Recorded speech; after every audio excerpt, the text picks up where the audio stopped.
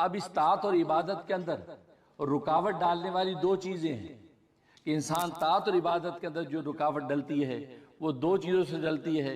وہ دو ایسی چیزیں ہیں کہ جس کو خود اللہ تبارک و تعالی نے ذکر فرمایا کہ یہ دو چیزیں ایسی ہیں جو انسان کو غفلت میں ایسا ڈالتی ہیں کہ اللہ تبارک و تعالی کی طاعت سے غافل ہو جاتا ہے، یہاں تک کہ وہ اللہ تبارک و تعالی کو ایسا بھولتا ہے کہ حتیٰ کہ اللہ تبارک و تعالی بھی اس کو بھلا دیتے ہیں. جب اللہ تبارک و تعالی بھلا دیتے ہیں تو پھر اس کے لیے یاد دہانی کی اب کوئی گنجائش نہیں رہتی. اور وہ دو چیزیں کیا ہیں؟ قرآن کریم نے کہا کہ ایک مال اور دوسرے اولاد. مال اور اولاد دو ایسی چیزیں ہیں یہ اللہ تبارک و تعالی کی طاعت و عبادت سے بندے کو غافل کرتی ہیں.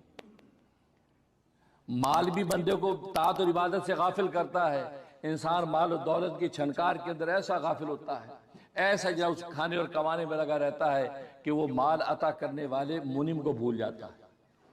دوسرا اولاد، اس اولاد کی محبت میں ایسا جو سرشار رہتا ہے، اس اولاد کے منشا کو پورا کرنے، اس کی اچھی اور بہتری زندگی کی طرف سوچنے میں ایسا منہمک رہتا ہے کہ یہ بھول ہی جاتا ہے کہ جس رب کریم نے یہ اولاد کی نعمت عطا کی ہے اس کا بھی تو مجھے شکر کرنا ہے.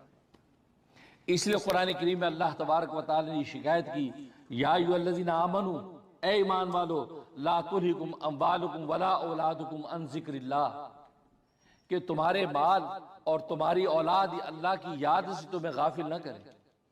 یہ بہت بڑا انعام ہے جو میں نے تمہیں عطا کیا ہے، مال بہت بڑی خیر ہے جو میں نے تمہیں عطا کی ہے، لیکن یہ نہ ہو کہ یہ خیر تمہارے لیے شر بن جائے اور تمہیں اللہ کی یاد سے غافل کر دے. مال تو تمہیں میں نے اس لیے دیا تھا تم اس مال کے سورس کو استعمال کر کے اللہ کی یاد میں اور منہمک ہو جاؤ، لیکن تمہاری حالت یہ ہے کہ تم مال کے اندر ایسے پھنس گئے جیسے مکھی شہد کے اندر پھنستی ہے، یہاں تک وہ شہد کے اندر پھنسی وہیں ہلاک ہو جاتی ہے، اس سے نکل نہیں پاتی. تم بھی اس مال کی لذت کے اندر ایسے پھنستے چلے گئے یہاں تک کہ مکھی کی طرح تم ہلاکت تک پہنچ گئے. اس لیے فرمایا کہ مال تمہیں غافل نہ کرے، اور ولا اولادکم، اور تمہاری اولاد غافل نہ کرے. اب غافل کیوں کرے گی؟ غفلت کی دو وجہ ہیں. مال سے جو غفلت پیدا ہوتی ہے عقلی غفلت پیدا ہوتی ہے، کیونکہ مال کے ساتھ جو محبت انسان کی عقلی محبت ہے اور اولاد کے ساتھ جو محبت انسان کی طبعی محبت ہے. مال عقلی طور پہ انسان کا مرغوب ہے، انسان سوچتا ہے مال ہوگا تو اچھا کھائیں گے، مال ہوگا تو اچھا پئیں گے، مال ہوگا تو اچھا پہنیں گے، مال ہوگا تو اچھا محل بنائیں گے، مال ہوگا تو اچھی گاڑی خریدیں گے، مال ہوگا تو اچھی عورت سے شادی کریں گے. تو مال، یہ چونکہ ساری کی ساری یہ چیزیں مال کی بنیاد پر ملتی ہیں تو لہذا عقلی طور پر وہ مال کو مرغوب سمجھتا ہے. ارے مال ہوگا تو سب کچھ ہے، اگر مایا نہیں ہے تو پھر کچھ بھی نہیں ہے. لہذا مال کے اس کمانے میں اس قدر اس کا میلان ہو جاتا ہے کہ مال عطا کرنے والے کو بھول جاتا ہے. اس لیے مال کو مال کہتے ہیں کیونکہ مال کا لفظ میلان سے ہے.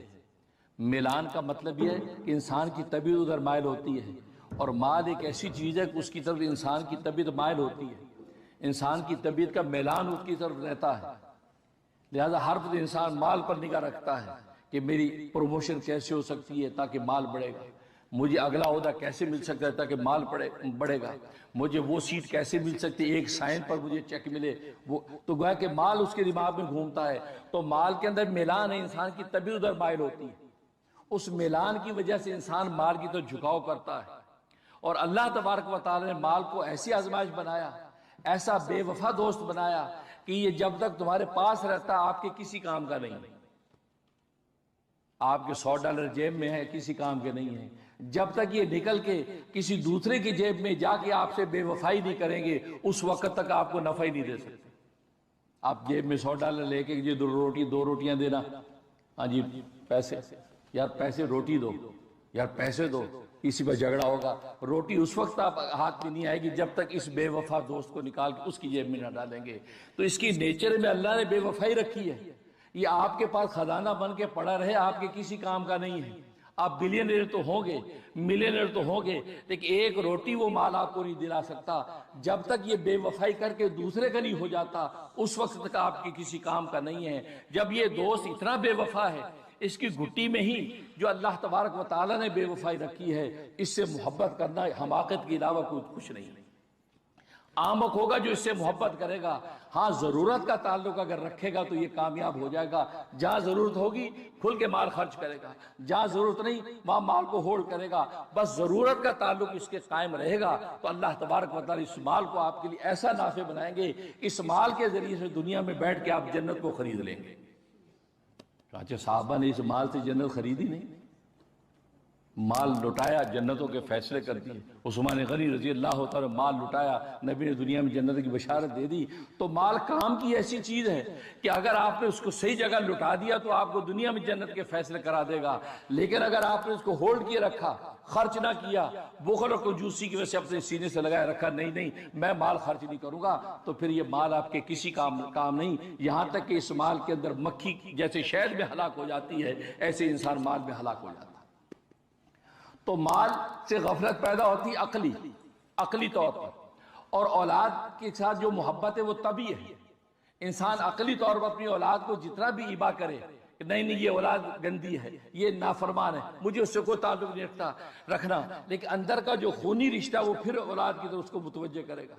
कितने वाकयात है, बापों ने बच्चों को घर से निकाल दिया, माँ ने ठोकर मार दी, लेकिन बाद में दिल तड़प रहा है कि मेरी बेटी, हाय मेरा बेटा, हाय मेरा बच्चा। क्यों? वो खूनी रिश्ता है। तो तभी मिलान जो औलाद के साथ है, ये तभी मिलान इंसान को गाफिल कर देता है। इंसान इतना उसकी तरफ मायल हो जाता है कि वो देखता ही नहीं कि तबीयत तो ये कहती है लेकिन शरीयत क्या कहती है। बस ये तकाबुल आता है तो वो तबीयत पर जो वो शरीयत को गालिब नहीं करता, बल्कि शरीयत पर तबीयत को गालिब करके वो अपनी औलाद के लिए वो कर देता है कि जो अल्लाह तबारक व तआला की शरीयत उसकी इजाज़त नहीं देती, यहाँ तक दुनिया में उसके लिए हलाकत का फैसला हो जाता है। तो गोया कि ये दो चीजें हैं जो अल्लाह की ताअत और इबादत से रोकती हैं। एक माल वो अपने अक्ली मैलान की वजह से, और दूसरी औलाद अपनी तबी मैलान की वजह से वो अल्लाह तबारक व तआला की ताअत से रोकती है। जानते कि किस्तवार हमने ये सिलसिला शुरू कर रखा है कि जिसमें औलिया अल्लाह की सिफात व अखलाक बतलाते हैं, और अब तक तकरीबन 45 औलिया अल्लाह के जो है सिफात व अखलाक जिक्र हो गए हैं, और आज 10वीं किस्त है, और एक किस्त में हम 5 अखलाक व सिफात जिक्र करते हैं। तो आज 10वीं किस्त है, तो 5 अखलाक व सिफात पर गुफ्तगू करेंगे, और यूँ तकरीबन जो 50 अखलाक व सिफात औलिया कामिलीन के हमारे सामने आ जाएंगे, और ज़ाहिर है कि हमारे लिए बड़ी मशअल राह है। जहाँ तक औलिया अल्लाह के अखलाक व सिफात में से एक सिफत ये है कि ये जो है औलिया कामिलीन जो है वो रिक़त क़ल्ब और गिरिया बुका जो है इन पर तारी रहता है। यानी रकील क़ल्ब होते हैं और आह बुका अल्लाह तबारक व तआला के लिए बहुत करते हैं, और ये इसलिए करते हैं कि अल्लाह तबारक व तआला के सामने पेश होने से डरते हैं, और इन पर यह खौफ तारी रहता है कि जो हमने इबादत किए हैं और जो दुनिया के अंदर जो अश्याल व अज़कार किए हैं, पता नहीं अल्लाह तबारक व तआला के यहाँ क्या कीमत लगे, और कर अल्लाह के सामने जब पेश हों तो पता नहीं किस हाल में पेशी हो, कि अल्लाह हमसे राज़ी है या नाराज़ है। बस ये तसव्वुर बांधते हैं और वो रोने लगते हैं। इस कदर रोते हैं कि शब रोज़ रोने में गुजर जाती है, दिल इनके नरम हो जाते हैं और आंखों से आंसू जारी होते हैं, वह कि दिल फुगार होता है और आंखें अशुबार होती हैं। चुनांचे हज़रत उमर फारूक रज़ी अल्लाह तआला अन्हु के बारे में आता है कि वो इतना रोते थे कि उनके जो गालों के ऊपर 2 सियाह लकीरें बन गई थी। मुसलसल आंसू बहने की वजह से वह कि सियाह लकीरें जो है वो गालों पे बन गई। और आबे आदविया ये अल्लाह तबारक व तआला की बड़ी एक नेक बंदी और वलिया गुजरी हैं, वो इस कदर रोती थी और रो रो के अपने आंसू जो है वो साइड पे झाड़ती थी कि वो जगह इतनी गीली हो जाती कि कोई नया आने वाला देखता तो ऐसे लगता कि किसी ने यहाँ वुजू किया है, इतना रोना। और ज़ाहिर का हदीस में आता है कि अगर खौफ खुदा से कोई शख्स रोया और एक आंसू जो मक्खी के सर के बराबर हो उसकी आंख से अगर टपक जाए तो अल्लाह तबारक व तआला उसकी उस आंसू से उसकी जहन्नुम को बुझा देते हैं। और यहाँ इन औलिया कामिलीन की हालत यह है कि इस कदर गिरिया तारी है कि वो अल्लाह तबारक व तआला की याद में और अपनी ज़ात को देख कर जो रोते हैं। तो ये इनके खास वसफ़ है कि औलिया कामिलीन का दिल नरम हो जाता है और आंखें इनकी अश्कबार रहती हैं और हर वक्त अल्लाह तबारक व तआला की याद में रोते हैं। ये इनका एक वसफ़। और दूसरा इनका वसफ़ ये कि मुहासबा नफ्स करते हैं, अपने नफ्स के मुहासबे में रहते हैं। किसी दूसरे पर जो है वो तनकीद करने के बजाय, किसी दूसरे पर ऐब और नक्स की उंगली उठाने के बजाय अपने नफ्स को देखते हैं, अपने नफ्स के मुहासबे में मुब्तला रहते हैं। यहाँ तक कि वो ये देखते हैं कि गुनाहों में हंसना तो दूर की बात है, खुद अपनी ताआत के अंदर कोताही का तसव्वुर करके जो है वो अपने जो अल्लाह के सामने शर्मिंदा रहते हैं। یعنی عام آدمی تو گناہوں کی حالت میں بھی ہنستا بستا نظر آتا ہے، اور یہ طاعت کی حالت میں بھی یہ ان کے اوپر فکر تاری رہتی کہ پتہ نہیں اللہ تبارک و تعالیٰ کی ہماری عبادت کی کیا قیمت لگی ہے۔ تو اپنے نفس کے محاسبے کے اندر مبتلا رہتے ہیں، لہذا محاسبہ نفس جو ہے ان کو شب و روز کروٹ لینے نہیں دیتا۔ کوئی اقوال ہوں، افعال ہوں، احوال ہوں، اعمال ہوں، کسی بھی جو عمل و قول کے ظاہر کرنے سے پہلے اپنے نفس کا محاسبہ کرتے ہیں، اور اپنے نفس کو اس قابل نہیں پاتے کہ میں یہ بات کہوں، اس قابل نہیں پاتے کہ میں یہ قدم بڑھاؤں، بلکہ اپنے آپ کو کمتر سے کمتر سمجھتے چلے جاتے ہیں۔ لہٰذا اس محاسبہ نفس کے نتیجے میں وہ اسی فکر میں رہتے ہیں کہ کل کو اللہ تبارک و تعالیٰ کی پتہ نہیں کیا قیمت لگے گی، اور اپنے ایک ایک قول کی شب و روز جو ہے وہ اس کو پڑتال کرتے رہتے ہیں کہ یہ میں نے جو کام کیا اللہ اللہ کے رسول کے منشا کے مطابق تھا کہ نہیں۔ سونے سے پہلے اپنے پورے نفس کا محاسبہ کر کے سوتے ہیں تاکہ پتہ چلے کہ دن بھر کے اندر کیا کوتاہیاں ہوئیں، کیا غفلت ہوئیں، اور اللہ تبارک و تعالیٰ کے سامنے ہم کیا امید رکھیں۔ تو یہ محاسبہ نفس جو ہے یہ اس سے کبھی غافل نہیں ہوتے۔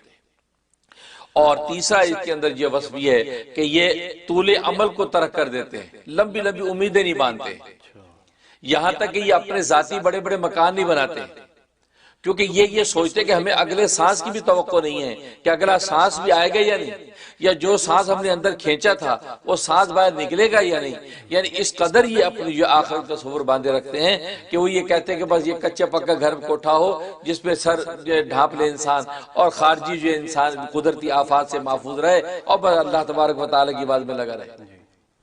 لہذا یہ تصور باندھ کے یہ طول عمل سے اعتراض کرتے ہیں کہ لمبی لمبی امیدیں نہیں باندھتے، اور یہ سوچتے ہیں کہ پتہ نہیں کب بلاوا آ جائے۔ یہاں تک کہ جب گفتگو کر رہے ہوتے ہیں ان کو یہ توقع نہیں ہوتی کہ یہ گفتگو سے میں فارغ ہوں گا، اور فارغ ہو کر جب مجھے اللہ کی عبادت کا بھی موقع ملے گا یا کسی مخلوق کی خدمت کا بھی موقع ملے گا یعنی، اور اس گفتگو کے دوران ہی اللہ تبارک و تعالیٰ کا بلاوا آ جائے۔ تو یہ تصور باندھ کے رکھتے ہیں جس کی وجہ سے طول عمل سے اعتراض کرتے ہیں، لمبی لمبی امیدیں نہیں باندھتے۔ یہ وجہ ہے کہ گھر مکان نہیں بناتے، بلکہ جیسا بھی کچا کوٹھا مل گیا، جیسی بھی ان کو جھونپڑا مل گیا، کم سے کم جیسا اسباب دنیا لے کے چلتے ہیں تاکہ ان کی نظر آخرت پر ہوتی ہے، کیونکہ یہ دنیا تو کٹ جانی ہے۔ یہ ان کی کیفیت ہوتی ہے کہ طول عمل سے اعتراض کرتے ہیں۔ اور چوتھا مطلب یہ ہے کہ اللہ کی مخلوق پر شفقت کرتے ہیں۔ الشفقۃ علی خلق اللہ، اللہ کی مخلوق سے شفقت کرتے ہیں۔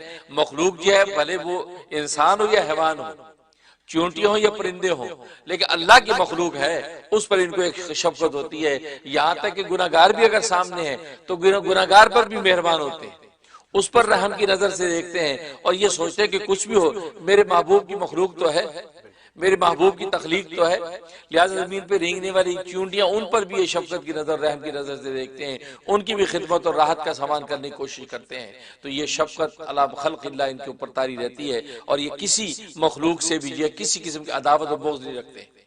انسان تو بڑی بات ہے، یہ حیوانوں کے ساتھ بھی ان کو کسی کو بغض نہیں، عداوت نہیں ہوتی، بلکہ ان مخلوقات پر بھی شفقت کرتے ہیں۔ کبھی اگر ان مخلوقات کو کسی قسم کی خدمت کی ضرورت ہے، کسی مصیبت میں وہ مبتلا ہے، تو فوراً ان کی مدد کو بھی پہنچتے ہیں، چاہے کہ انسان ہو اور انسان گناہگار بھلے ہو، یہ اس کی بھی خدمت کرنے کی کوشش کرتے ہیں، اور یہ سوچتے ہیں کہ جو کہ اللہ کی مخلوق ہے اس مخلوق کی خدمت کروں گا، ہو سکتا ہے یہ خدمت اللہ کے یہاں قبول ہو جائے تو وہاں میں سرخرو ہو جاؤں۔ تو یہ مخلوق پر شفقت کا یہ ایک شان ان کے اندر موجود ہوتی ہے۔ اور پانچواں وصف ان کے اندر یہ ہوتا ہے، یہ ترک جدال کرتے ہیں، لڑائی جھگڑے سے بچتے ہیں، یہ بحث مباحثہ مناظرہ نہیں کرتے ہیں۔ اگر ایک بات کہنی ہے وہ ایک نصیحت کے طور پر سامنے والے کو کہہ دی، اس میں بھی یہ تصور کرتے ہیں کہ یہ جو بات میں کہہ رہا ہوں اس آواز میں میرے کان اس کے کانوں سے زیادہ قریب ہیں، کیونکہ میں زیادہ مستحق ہوں اس نصیحت کا جو میں دوسرے کو کر رہا ہوں، اور دوسرے کو اس نیت سے نصیحت کرتے ہیں کہ سبق کو سنا رہے ہیں، جیسے شاگرد استاد کو سبق سناتا ہے، حالانکہ اس کو پڑھاتا نہیں بلکہ سناتا ہے، بالکل ان کا تصور یہ ہوتا ہے کہ میں سامنے والے کو نصیحت سنا رہا ہوں اور حقیقت میں اپنا سبق یاد کر رہا ہوں۔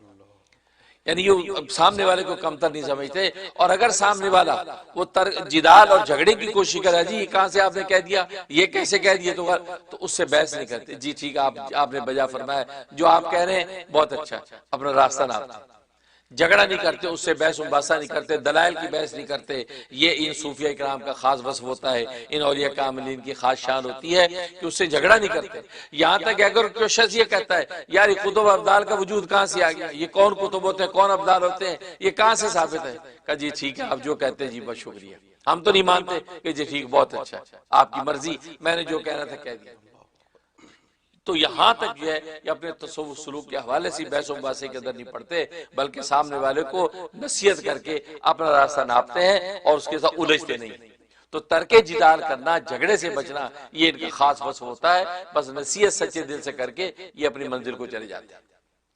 اس انداز سے جو ہے دعوت حق کو پھیلاتے رہتے ہیں، کسی کے دل کے اندر بات اتر گئی تو اس کو بھی منزل مل گئی اور اس راہ مستقیم پہ آ جاتا ہے، اور جس کو نہیں ملی تو وہ محروم رہتا ہے، وہ اس کا بوجھ اسی کے گردن پہ رہتا ہے، یہ اپنے ذمے سے بری ہو جاتے ہیں۔ بہت انٹرسٹنگ حضرت، بہت دلچسپ۔ اس سے تو حضرت یہ سوال ذہن میں آنے لگا کہ اولیاء اللہ یہ تو سارے پیر کامل ہو چکے ہوتے ہیں، تو حضرت ان پر تو اللہ کی خاص محبت کی تجلی بھی پڑ چکی ہوتی ہے، اللہ کے خاص مقرب بن چکے ہوتے ہیں، تو اس کے بعد پھر ان کو تو مطمئن ہو جانا چاہیے، پھر یہ کیوں اتنی احتیاط والی زندگی گزار رہے ہوتے ہیں؟ بڑا اچھا سوال اٹھایا آپ نے۔ اصل میں بات یہ ہے کہ اطمینان، دنیا اطمینان کی جگہ ہی نہیں ہے۔ اچھا، دنیا بے چینی کا نام ہی دنیا ہے، اللہ، یہ اطمینان کی جگہ نہیں، اطمینان کی جگہ جنت ہے اور بے چینی کی جگہ جہنم ہے۔ دنیا میں نہ کامل اطمینان ہے نہ کامل بے اطمینانی ہے، بلکہ دونوں چیزیں ہیں۔ اس لیے وہ دونوں تمام چیز کی کیفیت ان کے اوپر رہتی ہیں کہ دل کے اندر ان کی اطمینان رہتا ہے